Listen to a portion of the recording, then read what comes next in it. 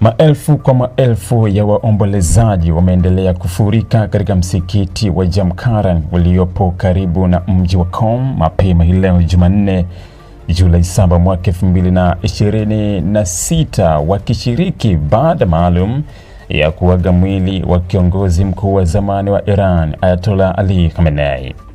Televisheni ya taifa ya Iran ilirusha matangazo ya moja kwa moja yakionyesha umati mkubwa wa wananchi wakitembea kwa miguu kuelekea msikitini humo, huku barabara kuu zote zinazoelekea eneo hilo zikijaa waombolezaji waliovalia mavazi meusi wakipeperusha bendera za Iran na kubeba picha za Khamenei.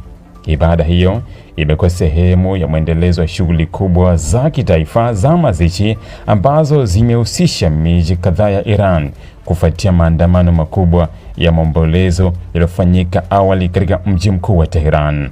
Baada ya shughuli hizo, majeneza yalipelekwa mji wa Qom ambao unachukuliwa kuwa kitovu muhimu zaidi cha elimu ya dini ya Kiislamu ya madhehebu ya Shia na makazi ya wanazuoni wengi wa ngazi za juu nchini humo.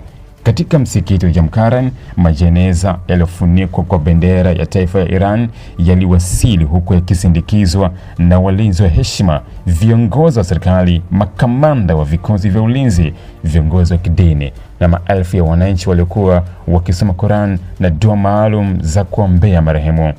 Mbali na jeneza la Khamenei, pia ilikuwa majeneza ya baadhi ya wanafamilia wake waliopoteza maisha katika shambulio la anga lililotekelezwa mwanzoni mwa vita kati ya Iran, Israel na Marekani.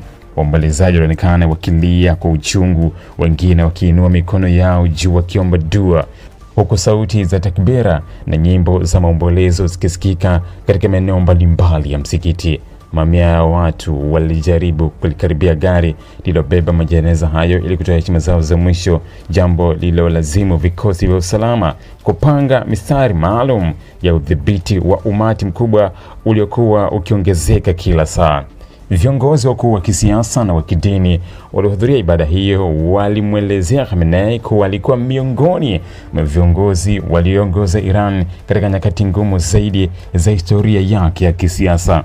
Katika hotuba zao walisisitiza umuhimu wa kudumisha umoja wa taifa, kulinda misingi ya Jamhuri ya Kiislamu na kuendelea na sera ambazo walidai Khamenei alizitetea kwa miongo kadhaa.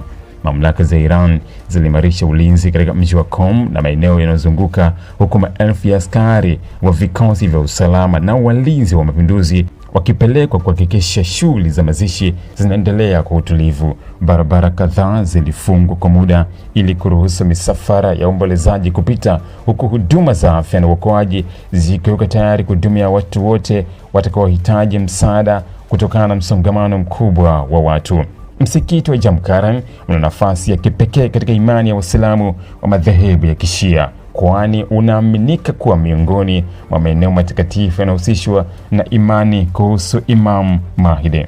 Mazishi hayo yanaendelea kufuatiliwa kwa karibu na mataifa mbalimbali duniani kutokana na nafasi ya Iran katika siasa za Mashariki ya Kati.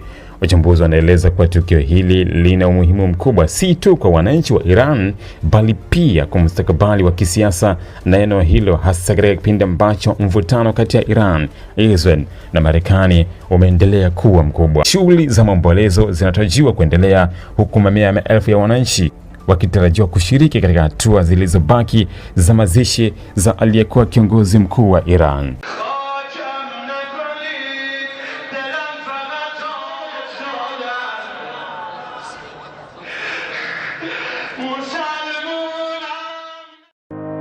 Ili kuwa mwanafamilia bora wa Global TV, usisahau kusubscribe, like, kushare na kucomment.